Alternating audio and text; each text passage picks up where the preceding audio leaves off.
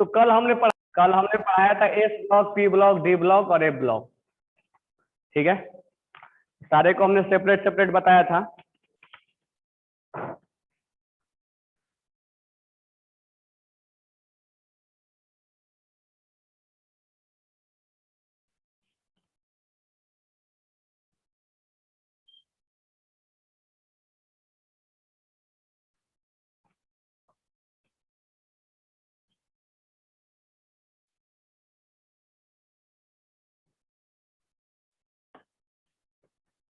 किसी को डाउट नहीं है ना S block, P block, D block, F block में?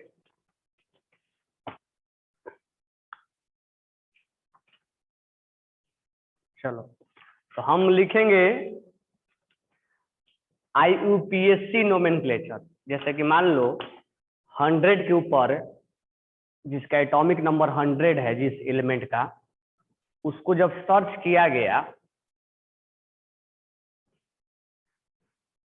जो सर्च किया गया 100 एटॉमिक नंबर 100 के ऊपर जो सर्च किया गया ना,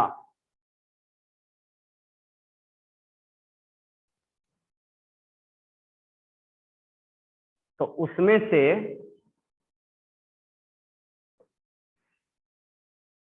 अब कोई चीज सर्च होते होते उसका नाम नहीं आ जाता है, पहले उसका हम IUPAC नोमेनक्लेचर यानी international union of pure and applied chemistry, एक सोच लो संस्था है जिसके द्वारा नाम दिया जाता है। और ये जो नाम दिया जाता है, तो पहले उसके द्वारा नाम कैसे लिखा जाता है, तो लिखो, write down heading IUPAC nomenclature of element, IUPAC, IUPAC name भी बोलते हैं, IUPAC nomenclature, IUPAC nomenclature of element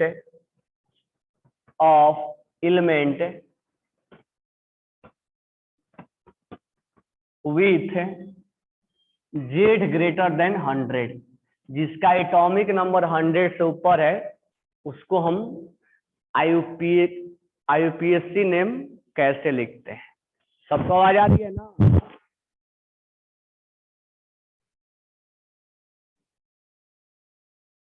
okay, तो सबसे पहले हम इसमें लिखेंगे कि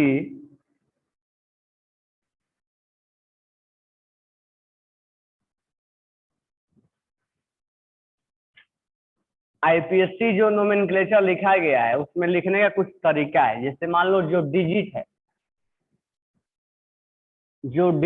जैसे 0, तो 0 के लिए आप लैटिन वर्ड अन यूज करोगे, सॉरी 0 के लिए आप नील यूज करोगे। और इसको जब सिंबल में लिखोगे यानी वर्ड में, तो आप यहाँ पर N लिखोगे, N फॉर नील। अगर डिजिट 1 है तो आप लिखोगे अन,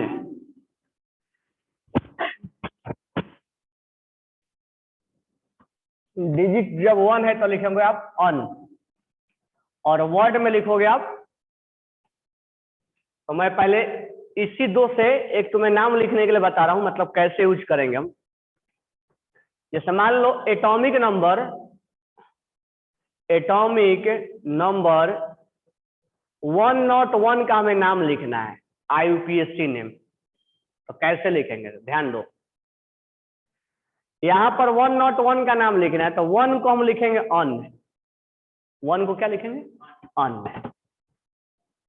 अब है 0, तो 0 को क्या लिखेंगे, नील, अन नील। फिर लिखेंगे हम अन, अन नील अन। और कोई भी जेड मीन्स, विदित का 10th क्लास में ही पढ़े क्या? जेड मीन्स क्या होता है, एटॉमिक नंबर ना, एटॉमिक नंबर। ए और जेड नहीं पढ़े हो तुम लोग? ये नहीं पढ़े क्या, ए और Z? Atomic number, atomic mass 10th class में। 8th क्लास से डायरेक्ट जंप करके 11th में आए क्या? ई और जेड सब साथ में लिखना है। अन नील अन, मैं समझने के लिए अलग अलग लिखा हूं, साथ में लिखना अन नील अन। अब देखो लास्ट में सॉफिक्स के तौर पे, सब में एज ए सॉफिक्स, सब में, ऐसा नहीं कि केवल एक में, सब में सॉफिक्स के तौर पे आई you M, EM, I EM हम ऐड कर देते हैं। ऐड करने मतलब ऐड मत लिख देना, आई यूएम हम जोड़ देते हैं। तो सॉफिक्स के तौर पे हम आई यू एम जोड़ते हैं। अन नील अन नियम, आई यू एम सब में जोड़ दिया जाएगा, इसका नाम हो जाएगा अन नील अनियम, अन नील अनियम। तो सॉफिक्स के तौर पे क्या ऐड करोगे? इयम। सफिक्स के तौर पे क्या ऐड करोगे? इयम। और 1 0 को क्या लिखोगे? नील, और 1 को अन। अब इसका अगर हमें सिंबल में लिखना है, सिंबल में, तो अन का वर्ड क्या लिखोगे? यू। अब नील का क्या लिखोगे? एन। फिर अन आया है, फिर क्या लिखोगे? इसका सिंबल में क्या होगा? U N U. अब ईएम का मत लिख देना सिंबल, उसका नहीं लिखा जाता है। तो इसको सिंबल में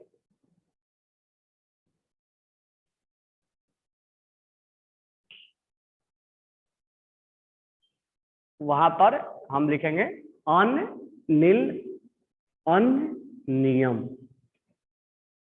तो सिंबल में हम ऐसे लिखेंगे यू एन यू, कोई डाउट नहीं होना चाहिए। अब मान लो 1 और 2 आएगा तो कैसे लिखोगे?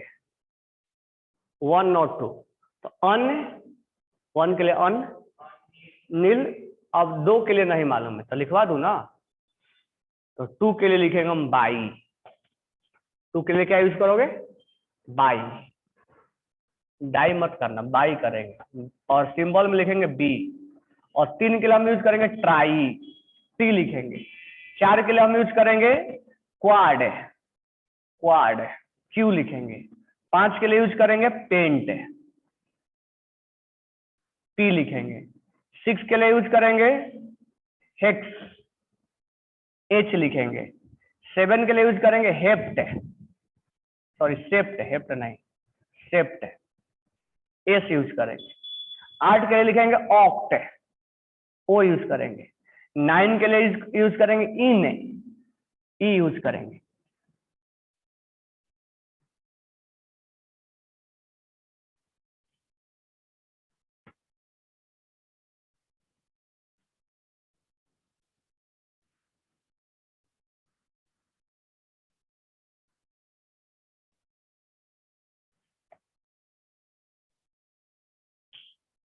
तो ये आपको नाम लिखना है।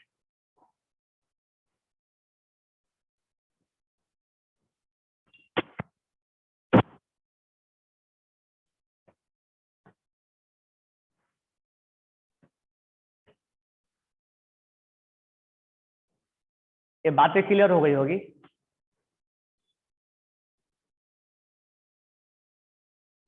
Suffix EM, I you M सब में, हमने लिख लिया। सर 4 के लिए क्या है? 4 के लिए क्वाड है, Q U A D, quad. और सिंबल क्या है? क्यू है। 5 के लिए पेंट है। पहला वर्ड हम यूज करेंगे वर्ड में, ठीक है, हमने लिख लिया ना। अब देखो यहां पर ध्यान से, अब जैसे जैसे एलिमेंट का सर्च होता चला गया, वैसे वैसे, जैसे मान लो अभी एलिमेंट का सर्च हुआ, तो हम पहले उसका सिस्टमेटिक नाम लिखते हैं, फिर उसके बाद कुछ हम उसका आईपीएससी नाम लिखते हैं, ठीक है। तो ये सिस्टमेटिक नेम है, ये है सिस्टमेटिक नेम। बाद में उसका एक्चुअल नाम पड़ा। तो ये सब कहानी किस एलिमेंट के बाद स्टार्ट होता है? 1 नॉट 100 के ऊपर का, 101 से। तो देखो 101 का तुम इसका सिस्टमेटिक नाम लिखोगे अभी अभी जो तुम लिखे, और यहाँ पर सिंबल लिखोगे, स्पेस देके लिखना। और मैं इसका आईपीएससी ने मैंने बाद में इसका नाम जो रख दिया गया वो मेंडलीफ रख दिया गया, MENDELEVIUM, मेंडेलिवियम, और इसको बाद में बोला गया MD। यानी ये जब जैसे एलिमेंट का सर्च हुआ 1977 में, तब उसको नाम कैसे बोल दिया गया, एक मैं लिख दे रहा हूं, कैसे लिखेंगे, अभी अभी लिखा था, अनियम, सिंबल क्या लिखेंगे, UNU, और बाद में 1997 में इसका नाम पड़ गया क्या, मेंडेलिवियम, और इसको बाद में इसका नाम, पहले नाम ये बोला गया फिर ये बोला गया। ठीक है, तो तुम, मैं इधर ये वाला लिखते चला जा रहा हूं, तुम ये कॉलम पूरा करोगे और मैं उसका बाद वाला नाम लिख रहा हूं। आवाज आ रही है सबको, आवाज वीडियो सबको क्लियर आ रही है? चलो, तो तुम जल्दी से लिखो इसका नाम 1 और 2 का, ये वाला तुम भरोगे, मैं ये वाला लिखवाऊंगा। चलो, आकाश पाटिल का नहीं आ रहा, तुमसे एक बार लॉग आउट करके लॉग इन करो।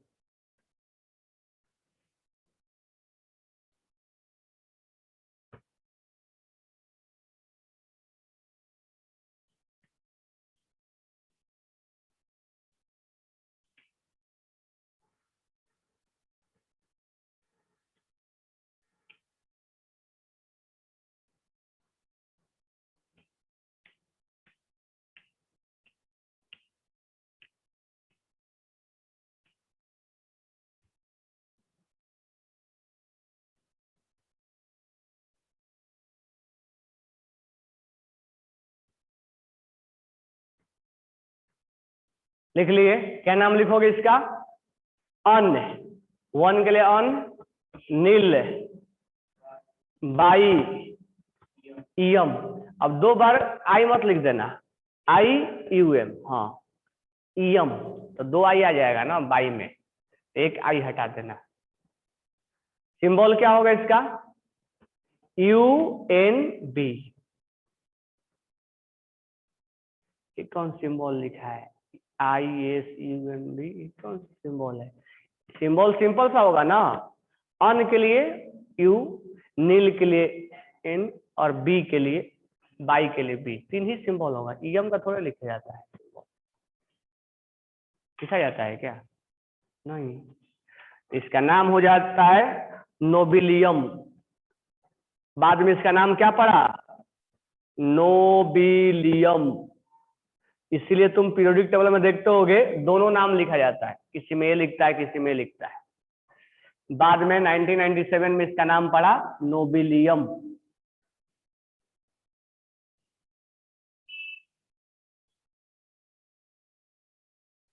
आकाश पाटिल, पढ़ने पे ध्यान दो।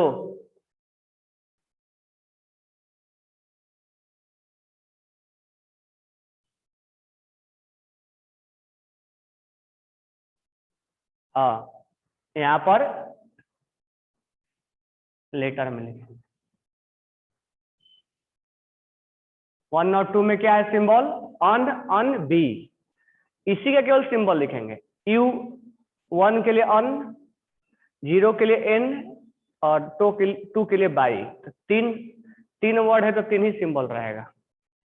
इसका नाम क्या होगा? अनिलबियम, और ये क्या होगा?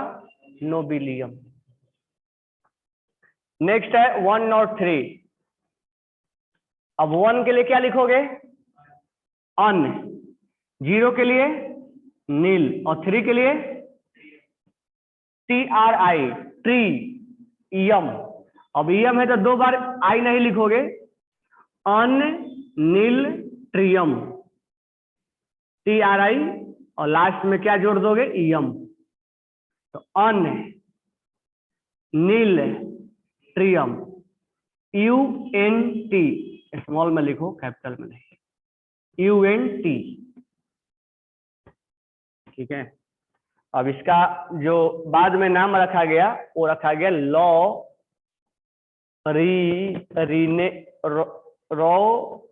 लॉरिनकियम। इसको बोला जाता है LR। एक्टेनाइट सीरीज का सबसे लास्ट वाला एलिमेंट।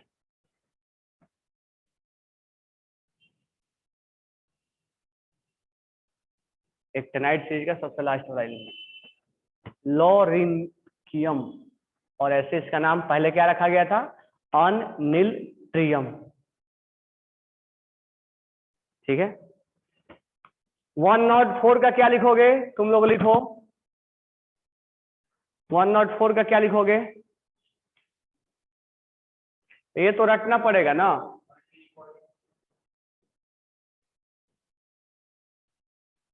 लास्ट में उसका EM क्यों लिखा? गधेड़े, लास्ट में सफिक्स में क्या जोड़ा जाता है?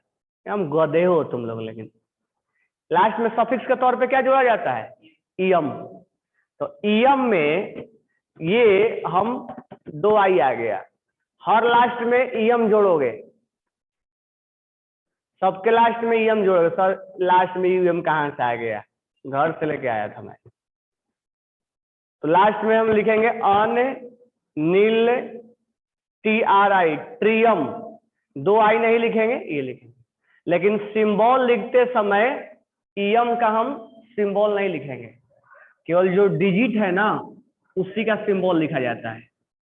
तो 1 का सिंबल क्या होगा? अन, और 0 का नील, और 3 का ट्रियम, T।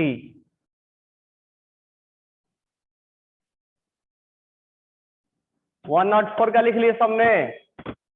1 का क्या होगा? अन, 0 का क्या होगा? नील, और 4 का क्या होगा? क्वाड। अब लास्ट में क्या जोड़ना है? EM, क्वाडियम लास्ट में जोड़ना है। सिंबल केवल इस 3 का लिखेंगे, UNQ।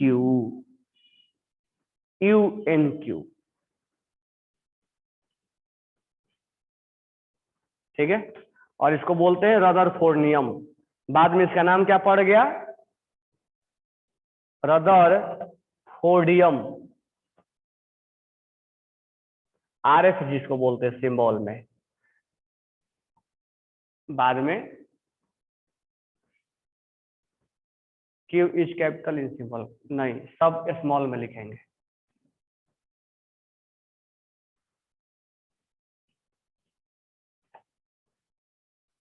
रदरफोर्डियम बाद में उसका नाम पड़ा है। स्टार्टिंग में क्या बोला जा रहा था? अनिलक्वाडियम।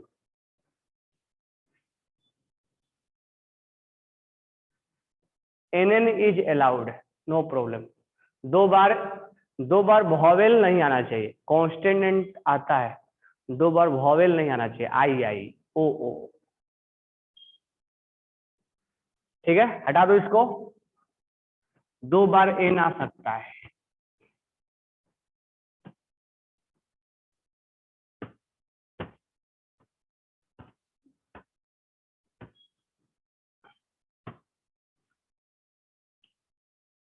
अब किसका लिखना है? 5 का, 105 का। 1 का क्या लिखेंगे? अन, 0 का क्या लिखेंगे? नील, और 5 का पेंट, अनिल पेंट। लास्ट में क्या जोड़ देंगे? EM। लास्ट में जोड़ देंगे EM। सिंबल में क्या लिखेंगे? अनिल पेंट, केवल इसी का लिखेंगे, अनिल पेंट। जो डिजिट है उसी का लिखेंगे। 105 को बाद में बोला गया दुबनियम।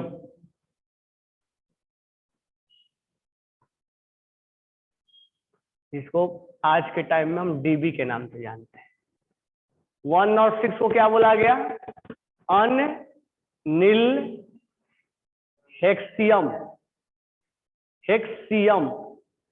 अनिल हेक्सियम। और आज के टाइम में इसको बोला गया सीबोर्गियम। सीबोर्गियम Sg, सीबोर्गियम Sg। 107 को क्या बोला गया? अनिल सेप्टियम, IUM लगा देंगे। सिंबल क्या होगा? अनिल सेप्टियम। 107 को bohrium, BOHRIUM, bohrium BH।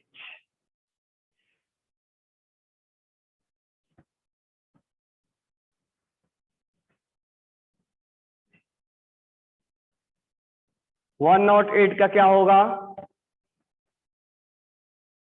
Anil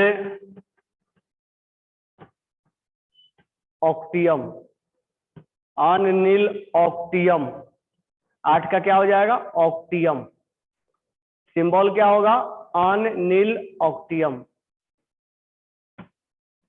108 को बोला गया है हैशियम, हैशियम HS। 109 को बोला गया है अनिल, अनिल अनिल इन इयम, इयम लास्ट में जोड़ देंगे, अनिल इयम। और 109 को जो नाम है वो है मर्टनिरियम MT।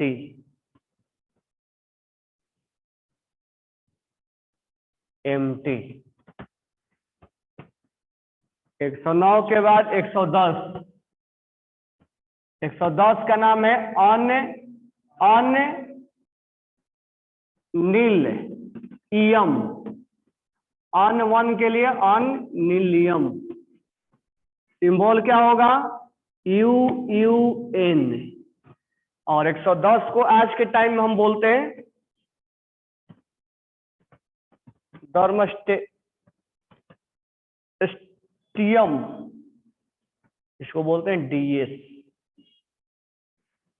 111 क्या बोलेंगे?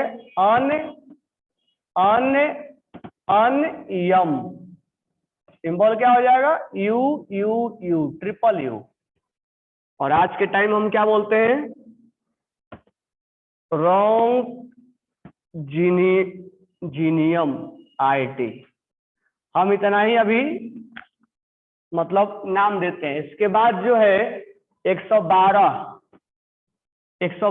का अभी तक नाम केवल ये लिखते हैं, ये अभी तक नाम हम नहीं लिखते हैं। मतलब तुम 112 से लेके 118 तक, 112, 113, 114, 115, ठीक है, 116, 117 और 118 का लिखोगे। ये नाम 111 तक ही जानना है। जल्दी से कंप्लीट करो 112 से लेकर 118 तक। ये नाम अब नहीं लिखना है, उतना ही है। फास्ट कंप्लीट कीजिए।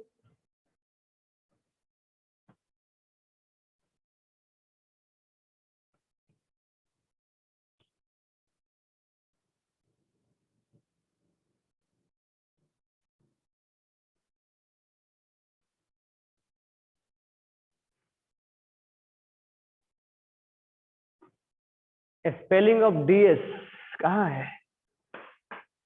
DARMS। तुम्हारे पास जो PDF है ना, उसमें है ये DARMSTA, A है DTIEL। How are the question going to come from this? We have to find atomic number based on। तुम्हें नाम दे दिया जाएगा ऑप्शन में, जैसे 104 का नाम दे दिया जाएगा और उसका तुमसे पूछा जाएगा नाम बताओ, और ऑप्शन में चुनना होगा कौन सा सही नाम है।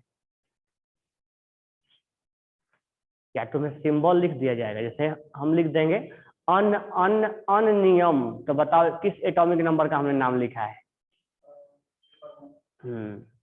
अनियम, तुमसे पूछेगा किस एटॉमिक, ऐसे अगर मान लो नाम लिख दिया अनिल, अनिल क्वाड्रियम, किस एटॉमिक नंबर का नाम लिखा हमने? 104 का, बिल्कुल सही।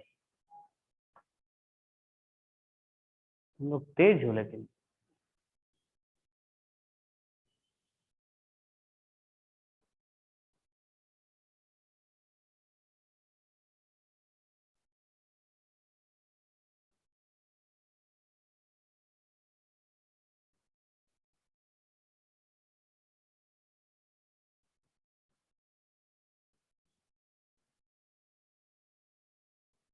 लिख लिए सबने? चलो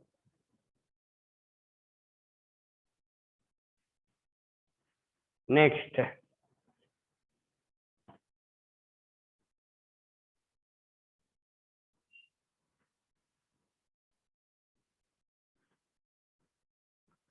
ये याद रखना, इसमें से क्वेश्चन पूछा जाता है।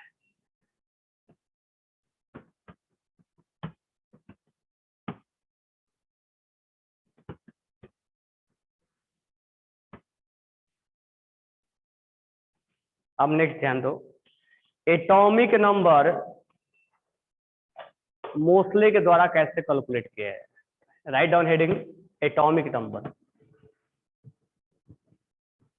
एटॉमिक नंबर, एटॉमिक नंबर को किससे रिप्रेजेंट करते हैं? जेड से। अभी विदिता ने पूछी हुई थी कि सर जेड क्या है, तो जेड जेब्बा है। जेब्बा बोले तो एटॉमिक नंबर है। तो मोस्ले ने, अब तो मान लो कोई एलिमेंट अगर सर्च हुआ तो ऐसे नहीं ना भगवान के जैसा प्रकट हो जाएगा कि मेरा एटॉमिक नंबर इतना है और मेरा मास इतना है, लो देख लो, ऐसा नहीं होगा ना। होगा क्या? नवी बेले सर क्लास इज ओवर, जाओ चले जाओ, कोई प्रॉब्लम नहीं, गो जाइए आप। तुम क्यों जाओ, मैं तो कंटिन्यू कर रहा हूँ। तो यहाँ पर एटॉमिक नंबर जो है कैसे निकाला जाए किसी भी एलिमेंट का? तो किसी भी एलिमेंट का एटॉमिक नंबर निकालने के लिए मोस्ले ने एक एक्सपेरिमेंट करता था। वो क्या करता था, एटम को लेता था और उस पे कैथोड रे का बम्बार्डमेंट कराता था। कैथोड रे, अब ये क्या है? एक टाइप का रे है, तो पढ़ोगे एटॉमिक स्ट्रक्चर, नहीं पढ़ोगे तो आगे पढ़ोगे। कैथोड रे को, जैसे जिस एलिमेंट्स का हमें एटॉमिक नंबर निकालना होता था तो वो एलिमेंट लेता था। अब मान लो इसका एटॉमिक नंबर हमें नहीं मालूम है, अननोन है, अभी नया नया एलिमेंट है, तो इसके ऊपर कैथोड रे का बम्बार्डमेंट कराता था। कैथोड रे इसके ऊपर कोलाइड करवाता था, कोलिजन, कोलिजन करवाता था। ये क्या हो गया सुरन अभी पहले, क्यों बार बार मैसेज कर रही हो? ये कौन कौन है सुरन? तुमको जाना है जाओ, क्यों डिस्टर्ब करो बार बार मैसेज करके?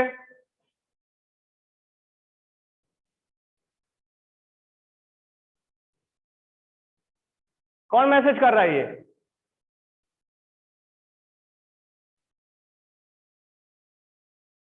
ब्रेक टाइम है, ब्रेक टाइम है।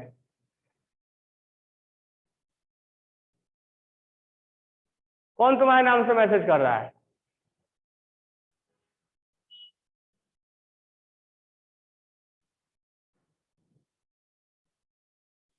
कैथोड रे जब इसके ऊपर बम्बार्डमेंट कराया जाता है तो यहां से एक्सरे निकलता है। पढ़ना लिखना है नहीं, अभी 2 दिन आए, ब्रेक चाहिए। क्लास ऐसे लेट स्टार्ट हुआ है ना let start.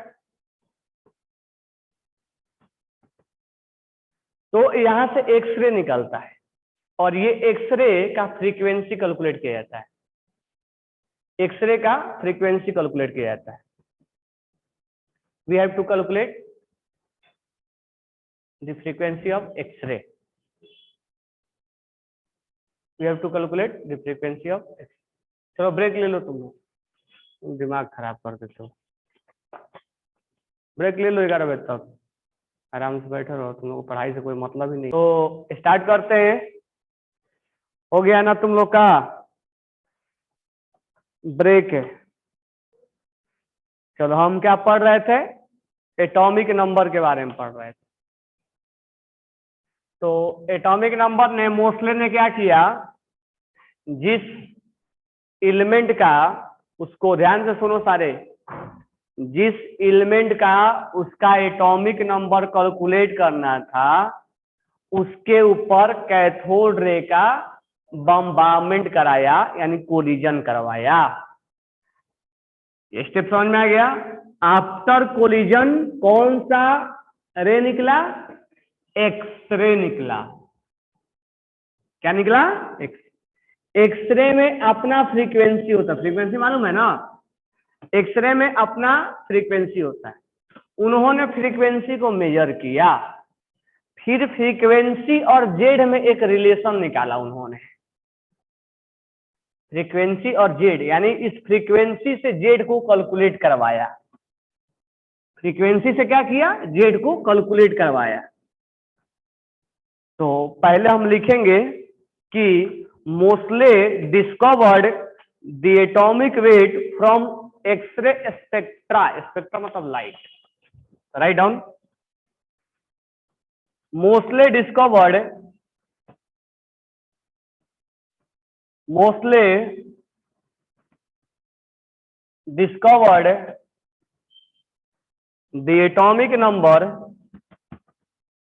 the atomic number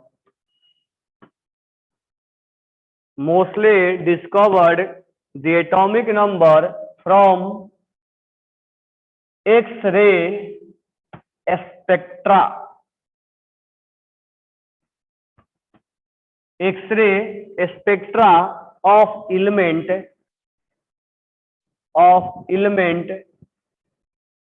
by bombarding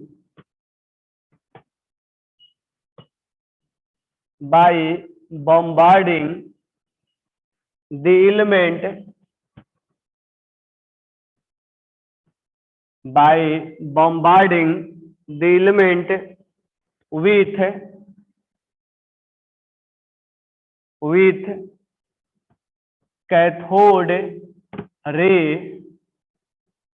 with cathode ray and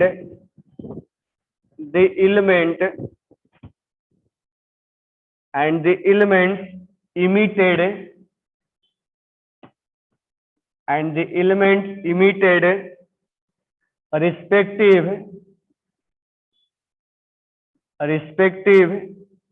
X-ray of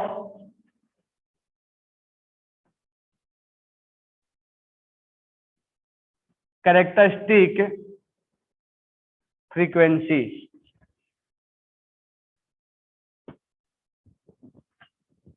frequency को हम न्यू से लिखते हैं, ठीक है। नेक्स्ट है atomic number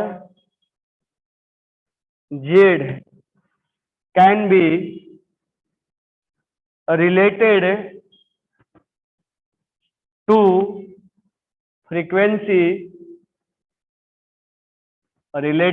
frequency of the X-ray emitted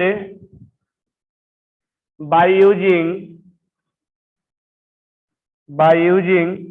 root under frequency equal to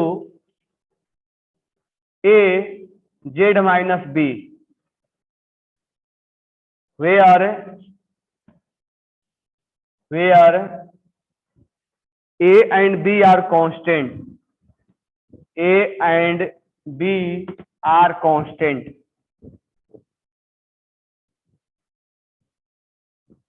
Where a and b are constant of an element.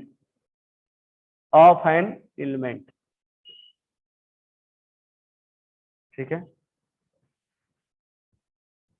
A plot of root under frequency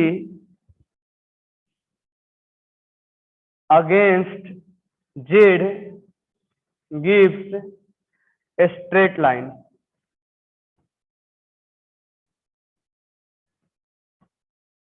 Give a straight line.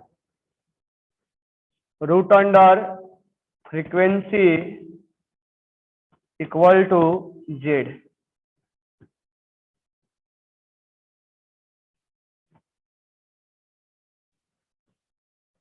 ये जो graph आता है ऐसे आता है।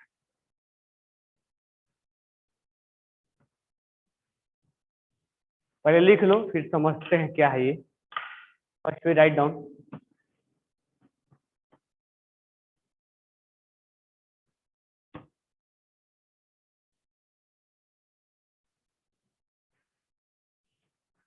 First note it down, then after we will understood what is the meaning of Mosley equation.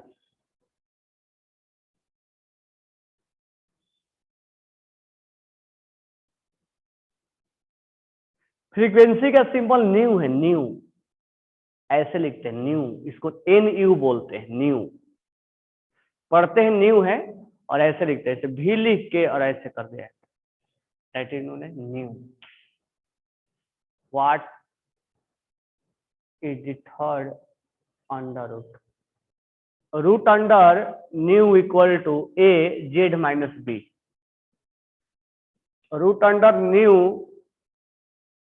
Against Z, graph is not visible. B means B constant है, लिखा नहीं है, सबका मीनिंग बता रहा हूं, अरे लिख लो। बी क्या है, सी क्या है, सब आगे बात करेंगे। First we write down. Plot A root under frequency against Z give A straight line. ये रूट अंडर फ्रीक्वेंसी है और ये जेड है, ये ग्राफ स्ट्रेट लाइन आ रहा है। सबने लिख लिया, ग्राफ ड्रॉ कर लिए सबने।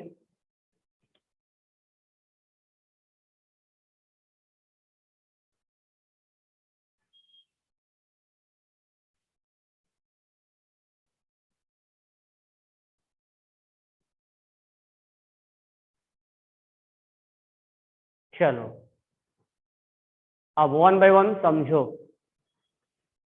पहला स्टार्टिंग में समझो, mostly discovered the atomic number. किसी भी एलिमेंट का अगर एटॉमिक नंबर डिस्कवर निकालना था तो हम मोस्टली का इक्वेशन के द्वारा निकालते हैं। अब किसी एक एलिमेंट का एटॉमिक नंबर नहीं निकाला जाता है ना, एटॉमिक नंबर तो सबका अलग अलग होता है, तो सबके लिए उन्होंने एक इक्वेशन दिया, यानी मोस्टली ने एक इक्वेशन दिया हुआ है। एटॉमिक नंबर फाइंड आउट करने का मतलब इक्वेशन के द्वारा। From the X ray, X ray spectra से, यानी एक क्वेश्चन में पूछा जाएगा कि मोस्टली जो है वो किस टेक्निक से एटॉमिक नंबर निकाला करते थे, उस टेक्निक को बोलते हैं एक्सरे स्पेक्ट्रा। इसका मतलब होता है कि जिस एलिमेंट का हमें एटॉमिक नंबर निकालना है उसके ऊपर एक्सरे का बम्बारमेंट कोलिजन करवाया जाता है। X ray spectra of element by bombarding the element with cathode ray, यानी जिस एलिमेंट का हमें एटॉमिक नंबर कैलकुलेट करना होता है उसके ऊपर कैथोड रे, एक रे होता है, जानते होगे तो सही है, नहीं तो आगे पढ़ेंगे हम। कैथोड रे का बम्बारमेंट यानी कोलिजन करवाया जाता है। कोलिजन से क्या होता है कि कोलिजन से एक्सरे निकलता है। एक्सरे वो भी एक रे है, जो एक्सरे हम करवाते हैं उस टाइप का क्या है, रेडिएशन है, रे है, एक्सरे निकलता है। तो उसी एक्सरे से इन्होंने सब कुछ एक्सपेरिमेंट किया हुआ है। तो by bombarding the element with cathode ray and element emitted, देखो लिखा हुआ है क्लियर क्लियर, और जो एलिमेंट है ये वाला जिसका हम एटॉमिक नंबर निकाल रहे हैं, वो एलिमेंट इमिटेड यानी वो निकाल रहा है क्या, रिस्पेक्टिव एक्सरे, यानी अब अलग अलग एलिमेंट अलग अलग एक्सरे निकलेगा ना। मान लो हमें इसका अगर ये मान लो इसका हमें एटॉमिक नंबर चाहिए, आके टकराया कैथोड रे, एक्सरे निकला, इसका एक्सरे अलग होगा।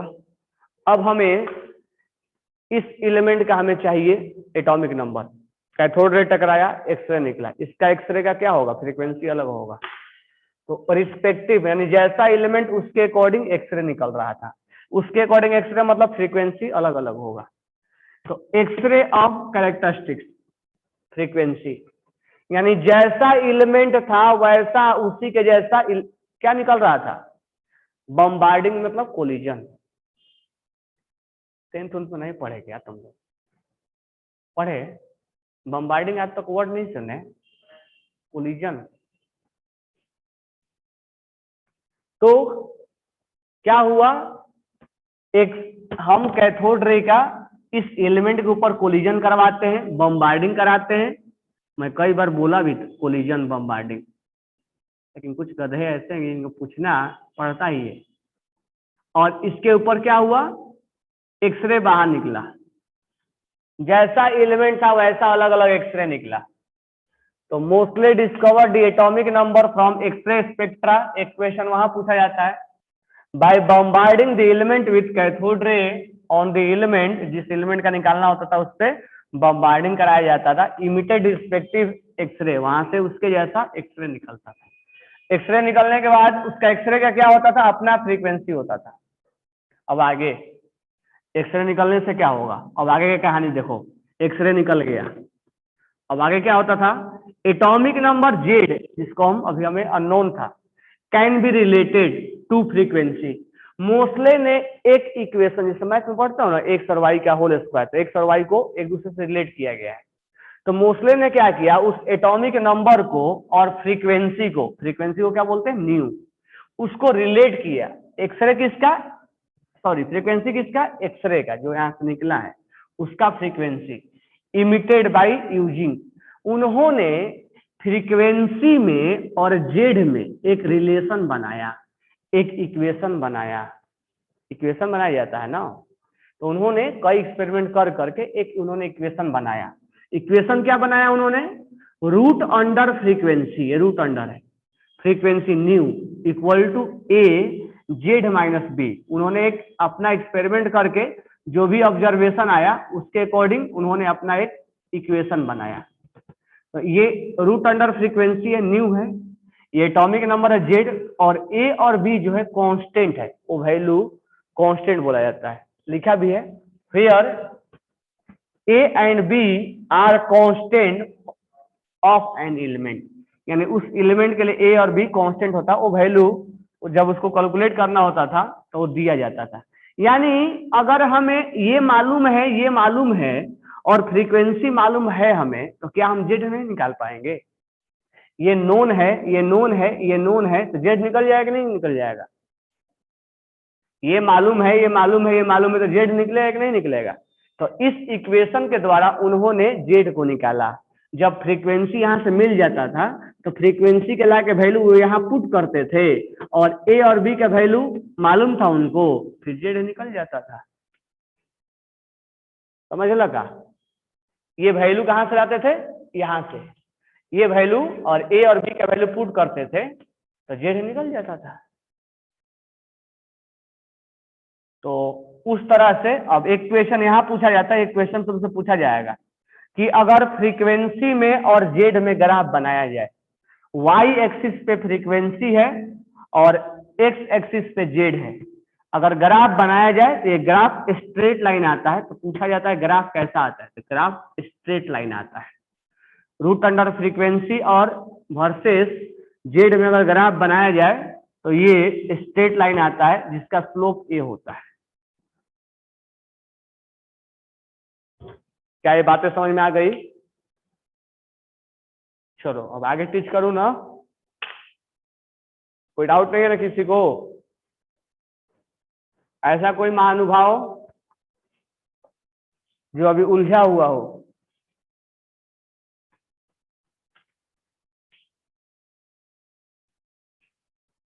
चलो, तो एस ब्लॉक पढ़ लिए, पी ब्लॉक पढ़ लिए, डी ब्लॉक पढ़ लिए, मोस्ले पढ़ लिए, और आईपीएससी नोमेनक्लेचर पढ़ लिए। बरोबर है क्या? तो यहाँ तक कोई डाउट नहीं होना चाहिए। कोई डाउट है तो बोलो। चलो, एक लास्ट में बच गया था जो मैं बोला था कि बाद में पढ़ाएंगे। ठीक है, जब तुम्हें याद होगा मेंडलीव पढ़ाने के समय एक छूट गया था, लोथर मेयर, तो उसके बारे में पढ़ा दे रहा हूँ। लोथर मेयर, तो ये लोथर मेयर सोच लेना कहाँ का है, पीरियोडिक मॉडर्न पीरियोडिक टेबल का पहले का है। ये बचा हुआ पार्ट था, तो मैं लास्ट में बोला था कि पढ़ा दूंगा आपको। तो ये मतलब टॉपिक लास्ट नहीं हो गया, ये मत सोचना कि टॉपिक लास्ट हो गया, अभी टॉपिक तो स्टार्ट हुआ है। बस ये सोचो कि अब हम दूसरे स्टेज में जाने वाले हैं। ठीक है, तो टॉपिक मत सोचना कि लास्ट हो गया, अब नहीं पढ़ना, खत्म हो गया टॉपिक, ऐसा नहीं है। अभी आगे बहुत कुछ पढ़ना है। हाँ, लेकिन वो समय आ गया कि हम मोस्टली तुम्हें पढ़ा दें। Sorry, Lothar Meyer. तो लोथर मेयर जो थे वो मेंडलीव के टाइम के साइंटिस्ट थे। लोथर मेयर जर्मन साइंटिस्ट थे और मेंडलीव रशियन साइंटिस्ट थे। लोथर मेयर जर्मन साइंटिस्ट थे और मेंडलीव जो थे वो रशियन साइंटिस्ट थे। लोथर मेयर जो मेनली काम किए वो फिजिकल प्रॉपर्टीज के काम किए, और मेंडलीव जो काम किए वो केमिकल प्रॉपर्टीज यानी एलिमेंट का केमिकल प्रॉपर्टीज के बेसिस पे काम किए। दोनों एक ही टाइम के साइंटिस्ट थे। लोथर मेयर ग्राफ बनाए थे और मेंडलीव उसको पीरियड और ग्रुप बनाए थे। ठीक है, तो हेडिंग डालना लोथर मेयर। लोथर मेयर,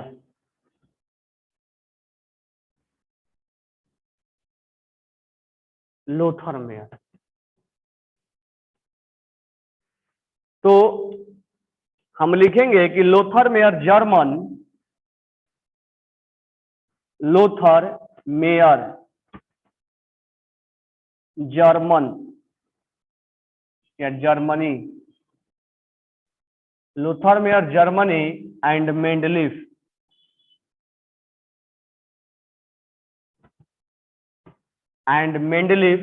रसिया, रसिया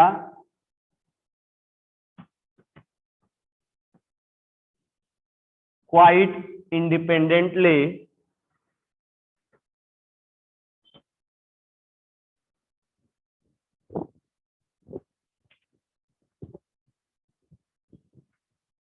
नेक्स्ट लिखेंगे Lothar Meyer, Lothar Meyer calculated the atomic volume, the atomic volume of known element, of known element, of known element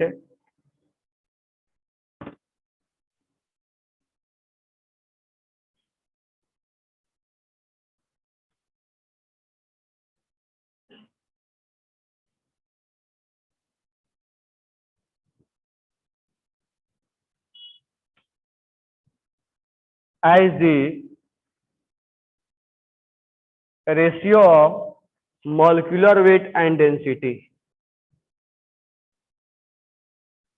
molecular weight and density। Next है Lothar Meyer, Lothar Meyer plotted, Lothar Meyer plotted the physical properties, the physical properties, Lothar Meyer plotted the physical properties such as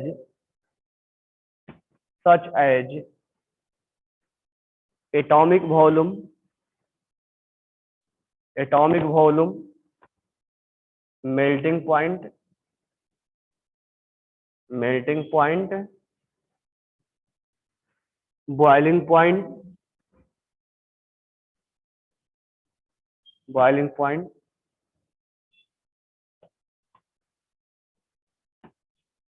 against against atomic wait, against atomic wait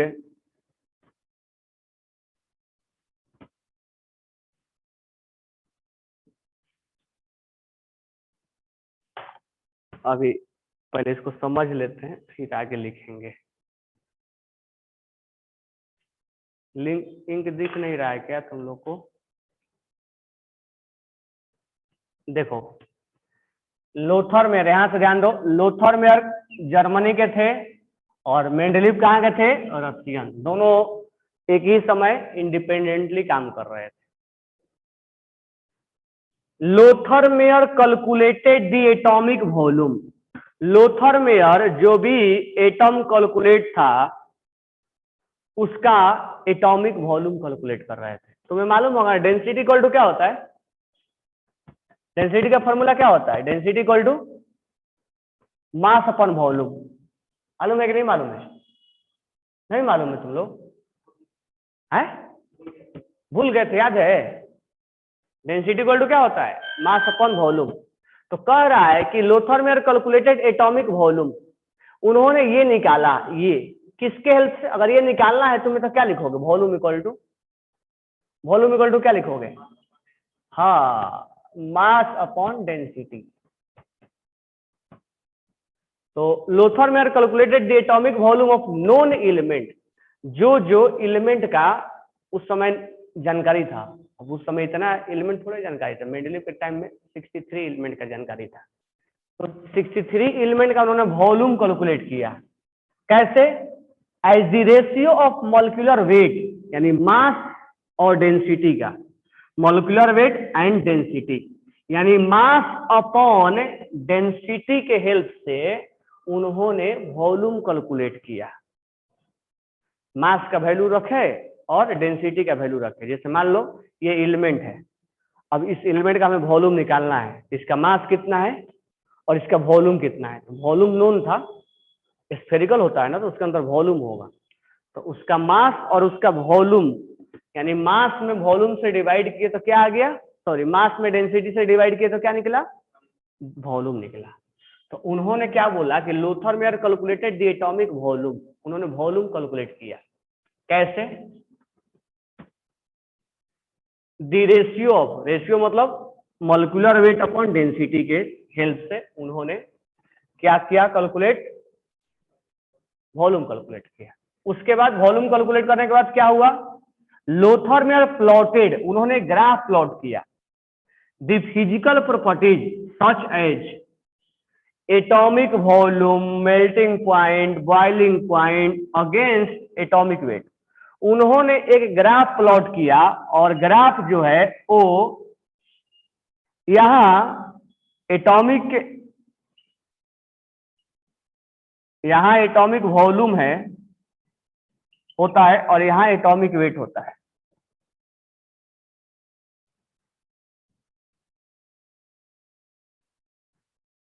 तो जो जो element था उस element का उन्होंने volume निकाला और volume निकालने के बाद उसके एटॉमिक वेट से जितना भी एलिमेंट है, 63 जो एलिमेंट है सबका एटॉमिक वेट उन्होंने निकाला और एटॉमिक वॉल्यूम निकाला। उसके बाद उन्होंने ग्राफ बनाया।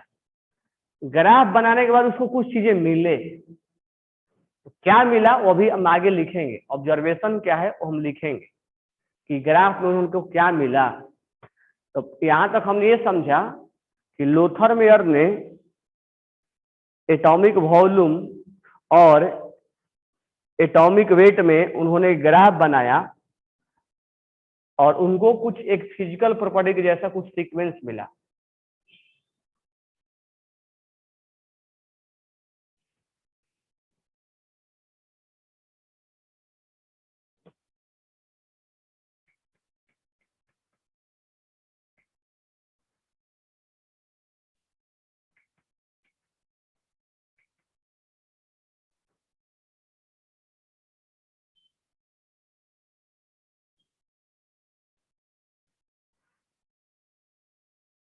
चलो मैं तुम्हें वो ग्राफ दिखा रहा हूं और तुम उसको क्या करोगे, स्क्रीनशॉट ले लोगे, क्योंकि मैं अभी लिखवाऊंगा नहीं, मैं डायरेक्ट उसका कंक्लूजन लिखवाऊंगा। तो मैं जब बोलूंगा तो स्क्रीनशॉट लेना।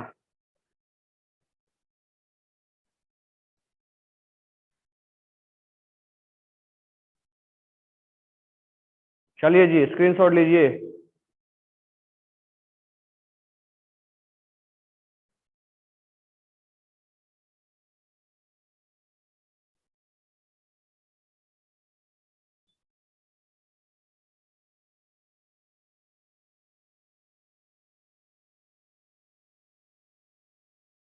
हमने ले लिया,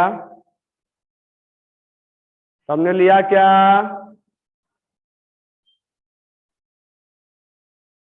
चलो, अब तुम देखो, देख रहे होगे कि इस ग्राफ में किसके किसके बीच में ग्राफ बनाया गया, बना हुआ है?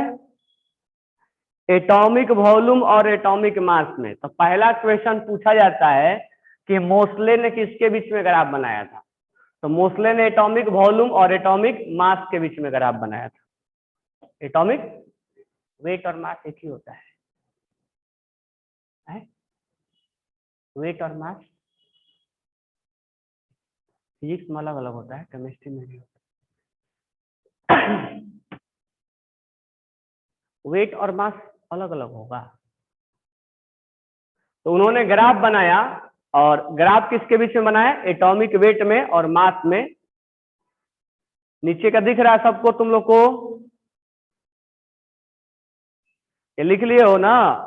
एटॉमिक वॉल्यूम और एटॉमिक वेट में मास में ग्राफ बनाया, लिखो। एटॉमिक वॉल्यूम और एटॉमिक वेट में ग्राफ बनाया है।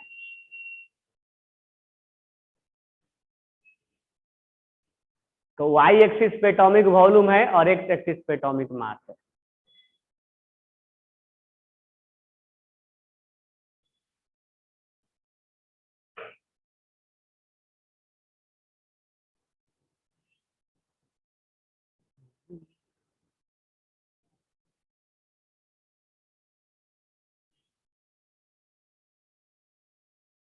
ठीक है, अब उसका जब उन्होंने ऐसा ग्राफ प्लॉट किया तो उसको 4 ऑब्जर्वेशन आया। तो 4 ऑब्जर्वेशन कल मैं लिखवाऊंगा, क्या क्या ऑब्जर्वेशन है। तो बताओ, लूथर मेयर क्या क्या कैलकुलेट किया? एटॉमिक वॉल्यूम कैलकुलेट किया, और किसके बीच में ग्राफ बनाया? एटॉमिक वॉल्यूम और एटॉमिक मास में ग्राफ बनाया। बनाने के बाद उसको 4 चीजें ऑब्जर्व हुए। लूथर मेयर किसके ऊपर काम किया? फिजिकल प्रॉपर्टी या केमिकल प्रॉपर्टीज के ऊपर? फिजिकल प्रॉपर्टीज के ऊपर। केमिकल प्रॉपर्टी के ऊपर किसने काम किया? मेंडलीफ ने काम किया। ठीक है, तो 4 जो कल मैं ऑब्जर्वेशन लिखवाऊंगा उसमें से क्वेश्चन स्टेटमेंट में पूछा जाता है। तो कल स्टेटमेंट लिखवा के हम एटॉमिक रेडियस पढ़ेंगे। तब तक का होमवर्क है आपके लिए, आपका होमवर्क है कि level 1 class work plus homework, तुम लोग को पीडीएफ मिला है ना? तो लेवल 1 क्लास वर्क और होमवर्क तो आपको कल भी दिया था, और आपको बना लेना है कंप्लीट। मैं बार बार बोलने नहीं जाऊंगा। लेवल 1 क्लास वर्क और होमवर्क, आपको कौन सा टॉपिक बना के लाना है? इंट्रोडक्शन, और एक टॉपिक और है प्लस, कौन सा है? Long form periodic table. ये आपको पीडीएफ में मिला है, मैं 2 दिन बोल दिया, ये कंप्लीट कर लेना, नहीं तो डाउट लेंगे तो एक ही दिन लेंगे। You have do not receive any PDF, जिंदगी भर रिसीव तुम लोग को नहीं होगा। 50 दिन से तुम लोग रिसीव